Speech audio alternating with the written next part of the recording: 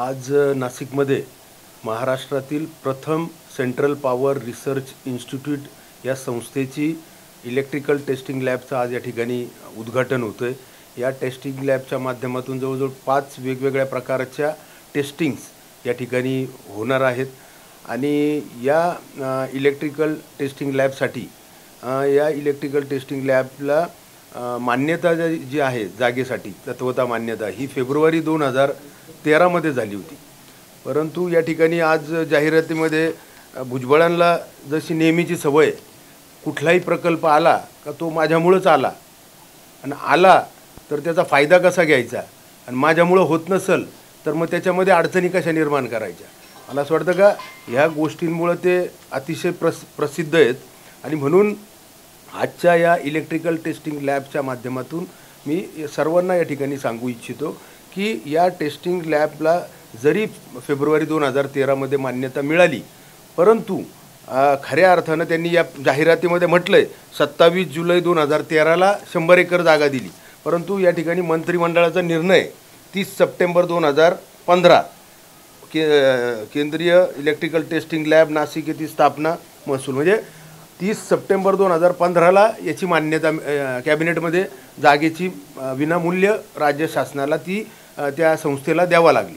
म्हणजे याच्यामध्ये जवळजवळ जर आपण बघितलं तर फेब्रुवारी 2013 ते 30 सप्टेंबर या काळामध्ये फेब्रुवारी 2013 ते एप्रिल 2014 पर्यंत तत्कालीन खासदार त्यावेळेचे माजी खासदार समीर भुजबळ होते। त्यानंतर कॅबिनेट मंत्री म्हणून जवळजवळ फेब्रुवारी 2013 ते ऑक्टोबर 2014 पर्यंत भुजबळ होते आणि ते कॅबिनेट मंत्री असताना देखील त्यांना ती जागा त्या ठिकाणी घेता आली नाही ताब्यामध्ये। त्याचं कारण असं होतं का प्रत्येक प्रकल्पामध्ये कुठला तरी आपला तर स्वतःचा उद्देश त्या ठिकाणी ठेवायचा। मग या 100 एकर जागेच्या शेजारी गायरान जागा जी होती ती 150 एकर होती, मग 100 एकर टेस्टिंग लॅबला द्यायची आणि उर्वरित डोळा तो त्यांच्या शिक्षण संस्थेला ती 50 एकर जागा कशी मिळेल यासाठी त्यांचे प्रयत्न होते आणि म्हणून सगळ्या गावकऱ्यांनी त्यांना विरोध केला। ज्यावेळेस आपल्याला कळलं का ही जागा टेस्टिंग लॅबसाठी मंजूर झालेली आहे, आपण स्वतः सर्वच गावकऱ्यांची त्यांना विश्वासात घेऊन आणि मग ती जागा टेस्टिंग लॅबच्या ताब्यामध्ये त्या ठिकाणी दिली आणि 30 सप्टेंबर 2015ला खऱ्या अर्थानं त्या जागेला मान्यता त्या ठिकाणी कॅबिनेटमध्ये त्या ठिकाणी मिळालेली। आणि म्हणून आम्हाला सांगायचं हेच आहे का हे प्रत्येक प्रकल्पामध्ये कुठलीही गोष्ट आली का स्वतःला श्रेय कसं मिळेल यासाठी ते सातत्यानं तयारीत असतात आणि नाशिककरांना तर फसवतात, परंतु राज्यातील मंत्रिमंडळामध्ये लोकांना पण असं दाखवायचा प्रयत्न करतात की मी किती विकास कामं करतो आणि आमचा यासाठी निश्चितच त्यांना या ठिकाणी त्यांचा आम्ही निषेध करतो, त्यांना विरोध करतो। आज जर तसं पाहायला गेलं तर आपल्याकडे CIPET central institute of petrochemical engineering technology ही जी संस्था आहे ही या अगोदर पनवेलला मान्यता मिळाली होती, तिथं जागा मिळत नव्हती म्हणून आपण ती नाशिकला मंजूर केली, परंतु नाशिकला मंजूर केल्यानंतर भुजबळांनी फक्त त्याला विरोध केला आणि तो प्रकल्प जवळजवळ त्या इन्स्टिट्यूटच्या माध्यमातून जवळजवळ 2000 विद्यार्थ्यांना 100% प्लेसमेंट मिळणारा हा इतका चांगला प्रकल्प आज केवळ आणि केवळ भुजबळांमुळं त्या ठिकाणी रखडलेला आहे। त्यानंतर जे फ्लायओव्हरचं सातत्यानं ते दाखवण्याचा प्रयत्न करतात का हा माझ्या काळामध्ये झाला, तर त्यांना माझी आव्हान आहे का त्यांनी जे फ्लायओव्हरचं सातत्यानं ते सांगता तर त्याची जी मंजुरीची प्रत आहे त्यांनी दाखवायची का ती 2009 म्हणजे निवडणुका लोकसभेच्या एप्रिल 2009ला झाल्या त्याच्या अगोदर त्याची मान्यता मिळालेली। त्या उलट त्यांनी काय काम केलं का त्या आज जर आपण पाहिलं तर संपूर्ण नाशिककरांना त्या इंदिरानगर बोगद्याचा अडथळा वाहतुकीचा अडथळाचा सामना त्या ठिकाणी करावा लागतो। केवळ आणि केवळ आपलं घर तिथं आहे म्हणून तो रॅम्प तिथं उतरून आपल्या घराजवळ कसं जाता येईल आणि नाशिककर म्हणजे स्वतःची सोय पाहायची आणि इतर नाशिककरांच्या वाहतुकीची कोंडी त्या ठिकाणी करून ठेवायची, अशा प्रकारचे विकास पुरुष येते। आणि म्हणून आमचा या ठिकाणी सांगण्याचा उद्देश हाच आहे का कुठल्याही कामाचं उगीच श्रेय घेऊ नका आणि असं मनही मोठं ठेवा। एखादा जर कोणी काम करत असेल त्याचं नावही घ्यायला शिका आणि ती जर आज तुम्ही तिथं उद्घाटन करणार आहे ना त्यांना भाषणामध्ये फक्त सगळे समोर तिथले स्थानिक लोक असतील तर त्यांना स्थानिक काय CPRIचे पण अधिकारी असतील किंवा प्रशासनाचे पण असतील तर त्यांना फक्त विचारावं भाषण करताना का हा प्रकल्प कोणी आणला, म्हणजे कोणामुळं आज हा प्रकल्प इथं उभा आहे? लोक उत्तर देतील. निमंत्रण नाही का? मला CPRIच्या अधिकाऱ्यांनी फोनवरतून माहिती दिलेली आहे, परंतु ऑफिशियल कुठल्याही प्रकारचं आमंत्रण या ठिकाणी आपल्याला आले नाही. आता ऑफिशियल आल्या नसल्या कारणानं आपल्याला जाणं ते पॉसिबल नाही आहे. काय म्हणजे आज आपल्याला ऑफिशियल काहीच पत्रिका नाही आहे ना, आमंत्रित पत्रिका नाही आहे त्या ठिकाणी. छगन भुजबळ हे तुमच्या मित्रपक्षातलेच नेते आहे, तुम्ही त्या महायुतीत आहात, शिवसेना आहे, राष्ट्रवादी एकच महायुतीमध्ये, मग महायुतीतच तुमच्यात अंतर्गत मतभेद आहे का याच्यावरून? आमचा म्हणण्याचा उद्देश क्लिअर आहे का विकास कामं करत असताना यामध्ये ज्या कोणाचा सहभाग असेल तर आम्ही बरोबर घेऊन चालतो. आजही आमच्या प्रत्येक याच्यामध्ये फेब्रुवारी 2013ला याला तत्वता मान्यता मिळाली असं आम्ही ज्यावेळेस स्पष्ट सांगतो, तर तुम्ही त्यानंतर जे काही प्रयत्न आज तोच प्रकल्प आज वेळेत जात होणार नव्हता, तर तो रद्द करण्याच्या मागं म्हणजे ज्यावेळेस मी खासदार असताना मला कळलं का आपल्याला नाशिकमध्ये हा प्रकल्प मंजूर झाला. ज्यावेळेस मी केंद्रीय ऊर्जाचे सचिव यांची भेट घेतली त्यावेळेस त्यांनी सांगितलं का जागा उपलब्ध होत नाही नाशिकमध्ये आणि आम्ही आता तो प्रकल्प रद्द करण्याच्या मार्गावरती आहे, महाराष्ट्रातील इतर त्या ठिकाणी घेऊन जाऊ. आणि म्हणून त्याच्यामध्ये आपण त्यांना आश्वासित केलं का आपण ताबडतोब यामध्ये लक्ष घालून लवकरात लवकर जागा उपलब्ध करून देण्याचं काम जबाबदारी आपण घेतो आणि मग सगळ्या लोकांना विश्वासात घेऊन ती जागा उपलब्ध करून दिली. पण आता तुम्ही जो आरोप केला की 50 एकर जागा ते संस्थेला घेणार होते, आता काय परिस्थिती आहे? लोकांनी त्या 50 एकर जागा हे स्वतःच्या संस्थेसाठी घेत होते, भुजबळ नॉलेज सिटीसाठी, आणि म्हणून लोकांचा विरोध पाहून त्यांनी थांबून घेतलं. निवडणुका समोर आल्या होत्या आणि मग थांबून घेतलं त्यांनी. इथे काही तुम्हाला डावलं जातं म्हणजे काय असं यावरून एकनाथ शिंदेशी काही संपर्क साधला किंवा साधणार नाही? मला असं वाटतं का जो काही ते लोकांना असं दाखवण्याचा जो काही प्रयत्न करतायत आणि प्रत्येक गोष्टीचं श्रेय लाटण्याचा, एखादा प्रकल्प आला तर स्वतःच्या स्वार्थासाठी तो कसा त्याचा वापर होईल, हा जो प्रयत्न ते करतायत ना त्याला आमचा विरोध आहे. आणि एखाद्या चांगल्या प्रकल्पाला सातत्यानं आज सिपेट हा 2000 रोजगार निर्मिती करणारा प्रकल्प आहे नाशिकच्या बेरोजगारांना, त्या प्रकल्पाला विरोध करत्या का बरं? त्यांचं शेजारी त्यांची संस्था आहे म्हणून. त्या संस्थेचा आणि त्या प्रकल्पाला विरोध करण्याचं नेमकं काय आहे तुम्हाला कारण वाटतंय? कारण तेच का त्यांनी सांगितलं का ते पर्यावरणाच्या संदर्भामध्ये तिथं आता गुरुतुल्याचे झाडं आहे त्याला ते काहीतरी पत्र देतात, त्याच्यानंतर फॉरेस्टने त्याचं क्लिअरन्स करून आता तो प्रकल्पाची शेवटच्या टप्प्यामध्ये मान्यता मागं आता बावनकुळे साहेबांनी पण जागा विनामूल्य देण्याचं त्या ठिकाणी डिक्लेअर केलेलं आहे. आता तुम्ही आता मगाशी म्हटलं की भुजबळ नाशिककरांची फसवणूक करतायत आणि वरिष्ठ मंत्र्यांची पण फसवणूक करतायत, नेमकं काय म्हणाले? मला म्हणायचा उद्देश हाच आहे का ते भासवताय का मी किती विकास कामं करतो. आता हा जो प्रकल्प आहे याचा त्याचा काही संबंध नसताना फक्त त्यांच्या समीर भुजबळांच्या काळामध्ये त्याला तत्वता मान्यता मिळाली. असे तर अनेक प्रकल्प आहे. डिफेन्स इनोव्हेशन हब झाला, एक सांस्कृतिक विश्वविद्यालय आपल्या नाशिकला इन प्रिन्सिपली मंजूर झालं होतं, असे अनेक प्रकल्प आहे. परंतु ते पुढं नेण्याचं काम खऱ्या अर्थानं लोकांना विश्वासात घेऊन, आता यांचा प्रत्येक डोळा म्हणजे 150 एकर जागा होती, 100 एकर गेली, मग 50 एकर आपल्या संस्थेला कशी मिळेल?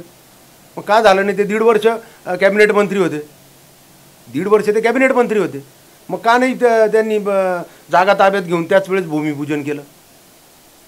त्यांचे पुतणे 1 वर्ष खासदार होते, का नाही प्रयत्न केला त्यांनी? आणि आज लोकांना असं दाखवते की आमच्यामुळे हे प्रकल्प होत आहे. नाही, आम्हाला ते तर आम्ही त्यांच्या कानावर टाकणारच आहोत का या संदर्भामध्ये जे काही महायुती म्हणून आपण कामं करतो, तर जे कोणी कामं ज्यांचा कोणाचा सहभाग असतो तर प्रत्येकाच्या सहभागाला ठीक आहे. आम्ही आजही सांगतो का समीर भुजबळांच्या काळामध्ये त्या ठिकाणी तत्वता मान्यता मिळाली, पण तू पुढं का गेला नाही? 1.5 वर्ष तुम्ही कॅबिनेट मंत्री होते ना, मग त्याच वेळेस जागा ताब्यात घेऊन भूमिपूजन झालं असतं, कारण पूर्ण सत्ताच पालकमंत्री ते होते. आज महसूलचा विषय जागा ताब्यात घेण्याचं तर ते 3-6 महिन्यात झाला असता, 1.5 वर्ष कॅबिनेट मंत्री असताना झाला. मग त्यांनी ते लोकांनी विरोध करायचं कारण पण होतं ना, मग लोकांनी आपण गेल्यानंतर का सहमती दिली? आता सिपेटचा प्रकल्प त्यांनी करून दाखवा असं तुम्ही आव्हान देणार का? नाही, ते काय करणार आहे? ते शासनालाच करावं लागणार आहे. त्यांनी ज्या गोष्टीला विरोध केला ना, आणि जर ते खरोखर त्यांचं लय प्रेम असेल नाशिककरांवरती तर ते त्याला सपोर्ट करतील प्रकल्पाला. त्याच्यामुळं 2000 बेरोजगारांना रोजगार मिळणार आहे आणि 100% प्लेसमेंट. आता स्थानिक लोक का विरोध करत होते त्यावेळेस? त्याच 150 एकर जागेपैकी 100 एकर जागा मिळणार होती. 50 एकर जी जागा आहे ही त्यांच्या संस्थेला कशी मिळणार, त्यासाठी जो त्यांचा डोळा होता तो गावकऱ्याला मान्य नव्हता. चलो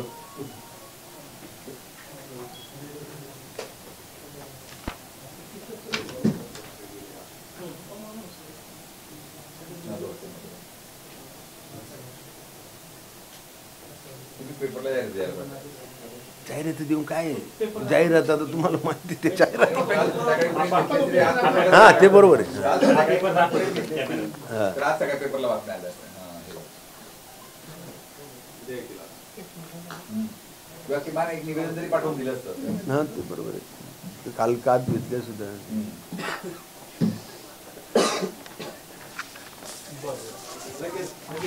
सिपेटचं कॅबिनेटची मान्यता. उद्धव ठाकरे संजय राऊत सर्वजण राज ठाकरेंच्या घरी गेले त्यांची भेट घ्यायला. तर तुमची प्रतिक्रिया महाराष्ट्र वाट बघतो काय तुमची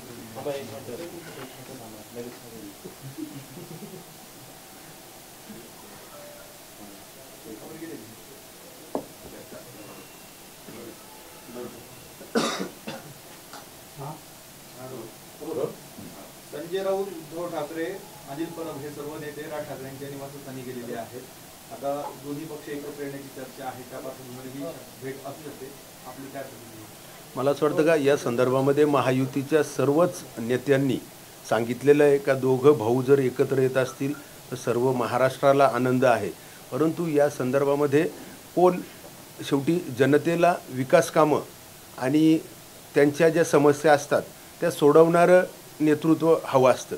आणि म्हणून येणाऱ्या निवडणुकीमध्ये लोक त्या संदर्भामध्ये निश्चित मला असं वाटतं का विचारपूर्वक मतदान करून निवडून देतील ज्याला. तुम्ही दोन्ही ठाकरेंबरोबर काम केलेलं दोन्ही आहात. ठाकरेंबरोबर आपण दोन्ही ठाकरेंबरोबर काम केलेलं आहे. हे दोन्ही ठाकरे जर एकत्र आले तर आगामी महापालिका निवडणुकीत किती निर्णायक हे एकूणच येत असतात? माझं असं मत आहे का प्रत्येक नागरिक हा कुठल्याही लोकप्रतिनिधीला निवडून दिल्यानंतर, म्हणजे आता मी लोकसभा सदस्य म्हणून मला नाशिककरांनी निवडून दिलं होतं 2 टर्म.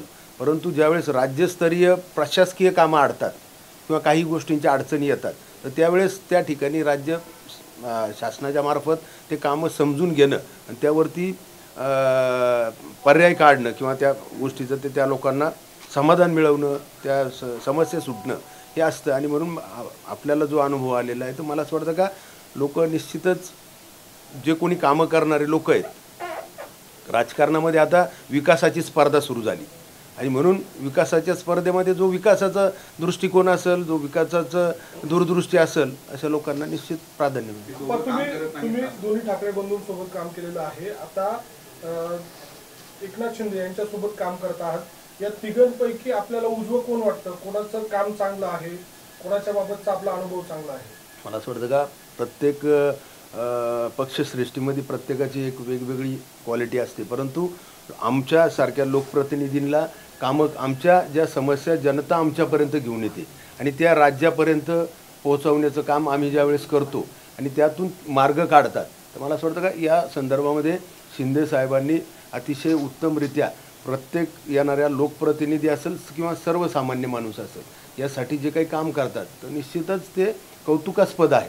कारण ते अनेकदा खूप वेळ जनतेकरता देतात आणि तातडीने निर्णय घेतात आणि त्यांना तो विषय कळतो पण का बा त्या समोरच्याची समस्या काय आणि आपण ती कुठल्या मार्गाने कुठल्या अधिकाऱ्याला फोन करून ती सोडू शकतो. काय मत आहे की हे काम करू शकत नाही असं तुम्हाला वाटतं? नाही. बरोबर म्हणतात की काम करणाऱ्यालाच लोक पाठिंबा देतात. नाही आता काय झालंय प्रत्येक क्षेत्रामध्ये विकासाची स्पर्धा सुरू झाली. म्हणजे प्रत्येक क्षेत्रामध्ये कुठलंही सेक्टर घेतलं तर तिथं विकासाची स्पर्धा आहे आणि आजही लोकांना विकास कामं पाहिजे. लोकांना तातडीनं त्यांच्या समस्यांवरती ज्या अडचणी जे येतात ते दूर व्हायला पाहिजे. तर आता ते नेतृत्व जे करतील ते पुढे जातील आणि त्यांना लोक मतदान करतील. आता तुम्ही कामाच्या बाबत सांगितलं की एकनाथ शिंदेची क्वालिटी चांगली आहे, ते चांगलं काम करतात. तसं उद्धव ठाकरेंची क्वालिटी कोणत्या कामामध्ये आहे? राज ठाकरेंची क्वालिटी कोणत्या कामामध्ये आहे? एक संघटन कौशल्य आणि यामध्ये खूप फरक आहे.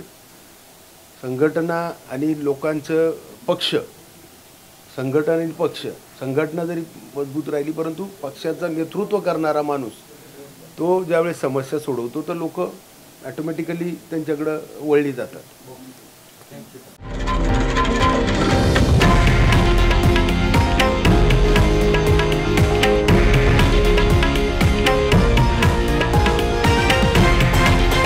हे आहे देशातील नंबर 1 न्यूज नेटवर्क आणि आपण पाहत आहात TV9 मराठी, एकमेव.